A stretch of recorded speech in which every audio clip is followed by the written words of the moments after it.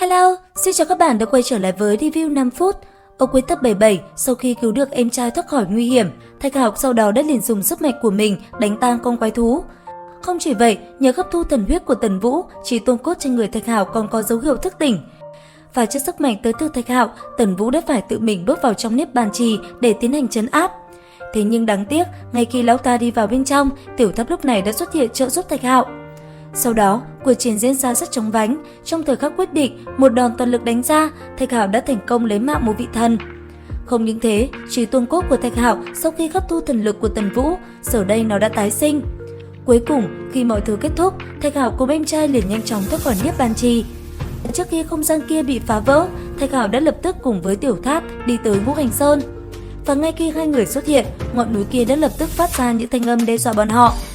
Thế nhưng, Tiểu Tháp chẳng hề sợ, ngay khi xuất hiện, nó đã liền khiêu khích Ngũ Hành Sơn. Sau đó, chẳng nhiều lời, nó liền phát động công kích về phía ngọn núi khổng lồ kia. Và sau nhiều lần công kích, cuối cùng, ý đồ thả ra nhân vật kinh khủng bị nhốt ở dưới chân Ngũ Hành Sơn của Tiểu Tháp cũng thành công. Chỉ trong thoáng chốc, không gian nơi đây đã liền phát sinh dị động. Sâu trong một khoảng không gian tối tăm bị bao phủ bởi những lớp khói bụi mờ ảo, ở chính giữa nơi đó xuất hiện một thân ảnh nữ nhân mang trên mình một đôi cánh, hai tay của nàng lúc này vẫn đang bị xiềng xích quấn chặt. Để ý kỹ mới thấy, sinh khí của người này gần như đã cạn kiệt. Tuy vậy, nét mặt vẫn tỏa ra khí chất vô cùng ghê người. Và rồi, cuộc chiến nơi này cuối cùng cũng tác động đến cô gái ấy. Hai mắt mở ra, sau bao nhiêu năm bị xiềng xích quấn lấy, nàng ta cũng đã thức tỉnh trở lại. Mở miệng gầm lên hét lớn, đôi cánh sau lưng bỗng trở thành màu vàng óng, toàn bộ tinh khí nơi này dường như đều bị nàng ta hút lấy sạch sẽ.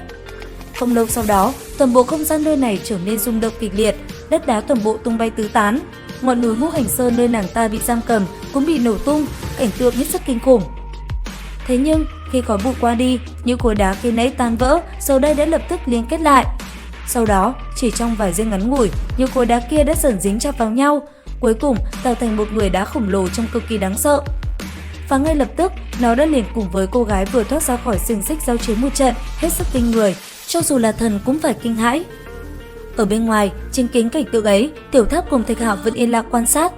Trước mắt bọn họ, cô gái mang trên mình cánh chim thật sự quá kinh người, nàng ta đang không ngừng hút lấy tinh hoa khắp thiên địa. Sau đó, từng luồng phù văn mạnh mẽ cũng liên tục đánh về phía người đá khổng lồ kia. Khi thấy cuộc chiến đến hồi gay cấn, biết mình đã đạt được mục đích, Tiểu Tháp liền dùng phù văn bao phủ lấy nó và Thạch Hạo. Sau đó, nó nói với Thạch Hạo, thời cơ đã tới, cứ để hai tên kia giao chiến. Bây giờ sẽ đi thu hoạch bảo khố của Bất Lão Sơn. Ngay từ đây, Thạch Hạo liền nói với Tiểu Tháp, hiện tại mục đích hắn ta đến đây chính là tìm gặp cha mẹ mình. Vì vậy, chuyện đó tính sau, đi cứu cha mẹ trước. Và sau khi nghe Thạch Hạo nói thế, Tiểu Tháp cũng liền đáp ứng. Ngay lập tức, một thông đạo liền được mở ra, trong thoáng chốc, Thạch Hạo đã đi tới được nơi cha mẹ đang bị giam giữ. Lúc này đây, trước mắt Thạch Hạo chính là hình ảnh cha mẹ của anh ấy. Thế nhưng, trận pháp đang ngăn cách bọn họ, Thạch Hạo không thể đi vào. Vì vậy, sau khi ở bên ngoài hét lên những tiếng kêu gào, rốt cuộc cha mẹ Thạch Hạo cũng cảm nhận được vị trí của anh ấy. Nhanh chóng đi về phía trận pháp ngăn cách, Thạch Hạo cùng cha mẹ mình liền đặt tay lên màn trắng kia. Khoảnh khắc này đây, một nhà ba người tự như ngăn cách bởi không gian vô hình, bàn tay rất gần nhưng chẳng thể nào với tới. Trong trí não của Thạch Hạo, giờ đây chỉ còn là gia đình, là cha mẹ của mình.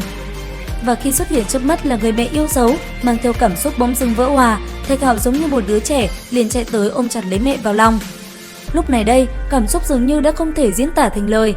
Thế nhưng, khi mọi thứ qua đi, trước mắt Thạch Hạo và gia đình mình vẫn đang bị ngăn cách bởi trận pháp của Bất Lão Sơn.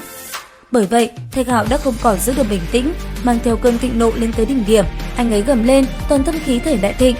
Sau đó, chiến giáp bất diệt kim thân xuất hiện, giải phóng toàn bộ sức mạnh trong cơ thể mình, Thạch Hạo khiến đất đá nơi đây như nổ tung. Tiếp đến, khi chiến kích trong tay xuất hiện, Thạch Hạo cầm nó xoay tròn một vòng, sau đó giơ thẳng về phía trước. Giờ cách này đây, Thạch Hạo giống như một vị thần, mang theo khí thế duy ngã độc tôn, quân lâm thiên hạ, hắn ta cầm chiến kích bay thẳng về phía trận pháp kia mà đánh tới. Đến đây thì cũng hết tập 78 Thế giới hoàn mỹ. Xin chào và hẹn gặp lại các bạn ở những video tiếp theo.